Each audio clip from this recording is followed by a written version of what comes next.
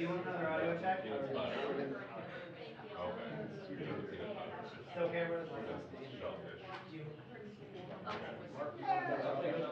You want another one? Please. We're going to do another audio check. Last one, last audio check for anyone who needs it. Okay. Yep. Yeah, you're all right? And then everyone has their phones off, please.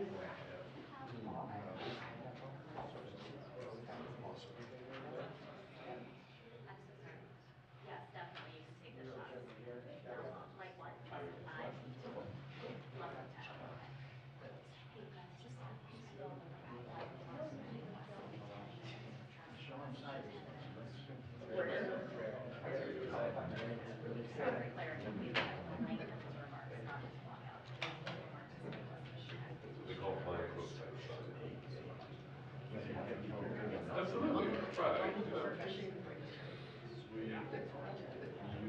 Right.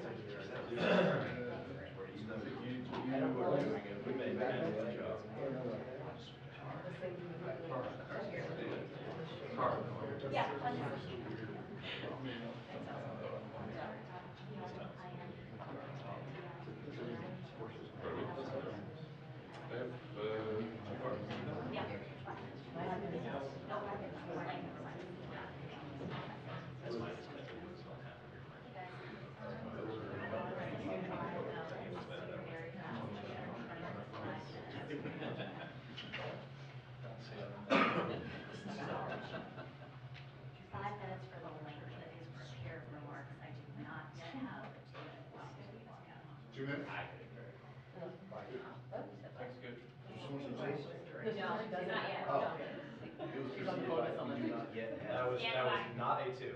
Yeah. This is on Michael's schedule, right? Yeah, it is on, yeah. Yeah. I'm like looking at her. This is being streamed. ODS is tracking this, yes, digital is tracking this. Just say hi. 1, 2, 3, 4, 5. 1, 2, 3, 4, 5. Good. Good. Let's do that with your audio guys on Wednesdays.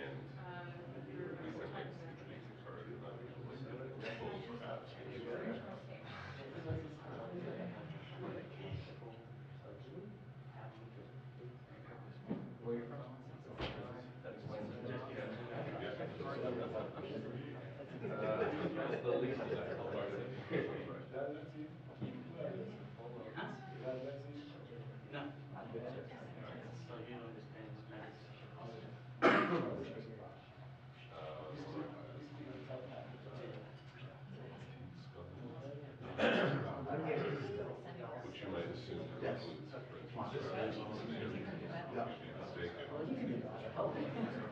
poorly, it's Spanish for me.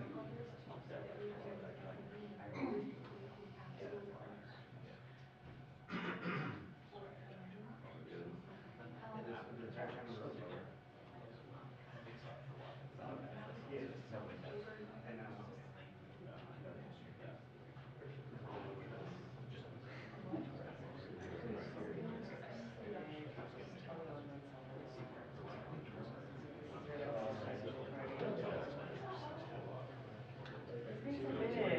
Like, you know. I feel like she's looking like No. space. She does.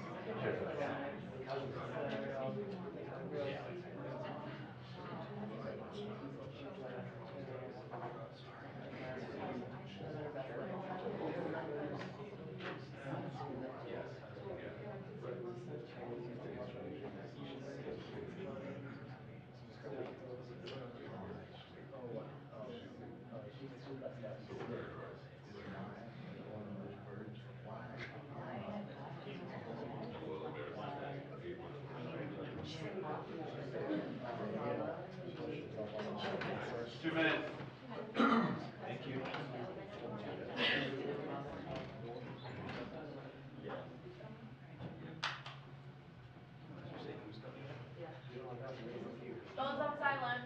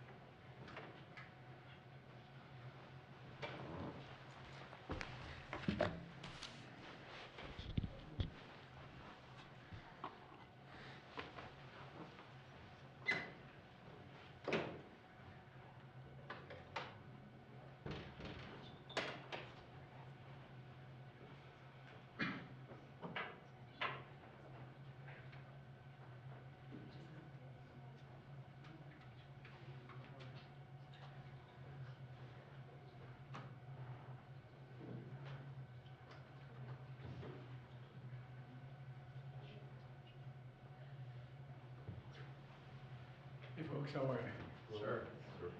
Excuse me, I closed that door.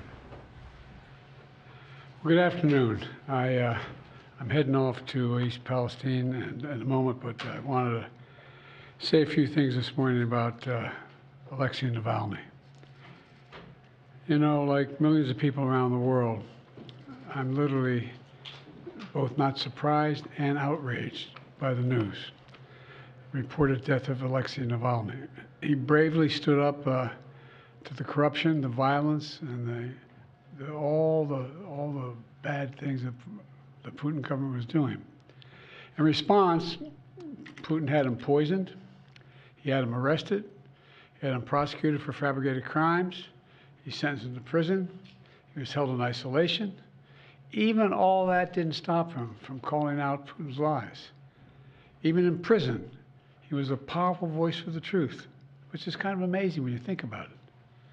And he could have lived safely in exile after the assassination attempt on him in 2020, which nearly killed him, I might add. But he was traveling outside the country at the time. Instead, he returned to Russia. He returned to Russia, knowing he'd likely be imprisoned or even killed if he continued his work. But he did it anyway, because he believed so deeply in his country, in Russia. Reports of his death, if they're true, and I have no reason to believe they're not, Russian authorities are going to tell their own story.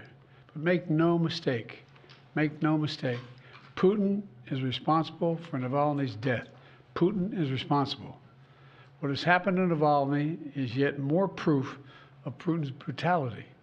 No one should be fooled, not in Russia, not at home, not anywhere in the world. Putin does not only target his citizens of other countries, as we've seen what's going on in Ukraine right now. He also inflicts terrible crimes on his own people. And as people across Russia and around the world are mourning Navalny today because he was so many things that Putin was not.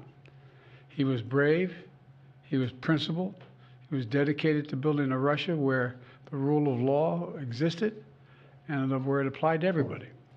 Navalny believed in that Russia. He knew it was a cause worth fighting for, and obviously even dying for. This tragedy reminds us of the stakes of this moment. We have to provide the funding so Ukraine can keep defending itself against Putin's vicious onslaughts and war crimes. You know, there was a bipartisan Senate vote that passed overwhelmingly in the United States Senate to fund Ukraine. Now, as I've said before, and I mean this in a literal sense, history is watching. History is watching the House of Representatives. The failure to support Ukraine at this critical moment will never be forgotten. It's going to go down in the pages of history. It really is. It's consequential. And the clock is ticking. And this has to happen. We have to help now. You know, we have to realize what we're dealing with Putin. All of us should reject the dangerous statements made by the previous president that invited Russia to invade our NATO allies if they weren't paying up. He said if an ally did not pay their dues, he'd encourage Russia to, quote, do whatever the hell they want.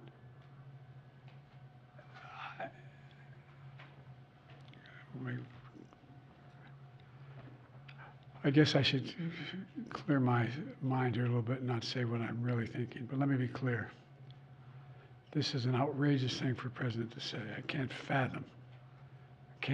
From Truman on, they're rolling over in their graves hearing this. As long as I'm president, America stands by our sacred commitment to our NATO allies, as they have stood by their commitments to us repeatedly. Putin and the whole world should know, if any adversary were to attack us, our NATO allies would back us. And if Putin were to attack a NATO ally, the United States will defend every inch of NATO territory. Now's the time for even greater unity among our NATO allies, to stand up to the threat that Putin's Russia poses. You know, I send my deepest condolences to Alexei's staff and supporters. We're going to continue his work despite this loss, despite all of Putin's desperate attempts to stamp out the opposition, and most of all to his family, especially to his wife, his daughter, and his son, who have already sacrificed so much for their family and a shared dream for a better future for Russia. So I just want to say God bless Alexei Navalny. His courage will not be forgotten, and I'm sure it will not be the only courage we see coming out of Russia in the near term. Thank you. I'll be happy to take a couple questions. Sir, first, was this an assassination? The answer is we don't know exactly what happened, but there is no doubt that the death of Navalny was the consequence of something that Putin and his thugs did.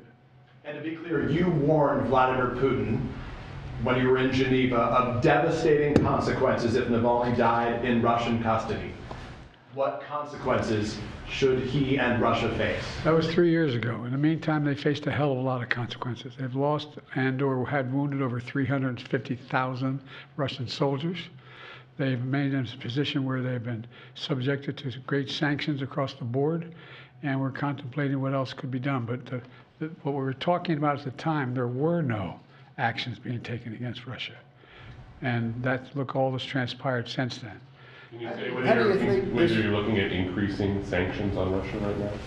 We're looking at a whole number of options. That's all I'll say right now. Is there anything you can do to get ammunition to the Ukrainians without a supplemental from Congress? No, but it's about time they step up, don't you think? Instead of going on a 2-week vacation. 2 weeks. They're walking away. 2 weeks. What are they thinking? My God, this is bizarre.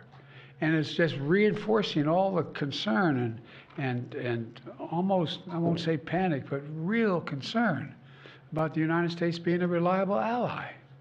This is outrageous. Are you more confident now that you'll get the Ukraine aid, given what's happened today?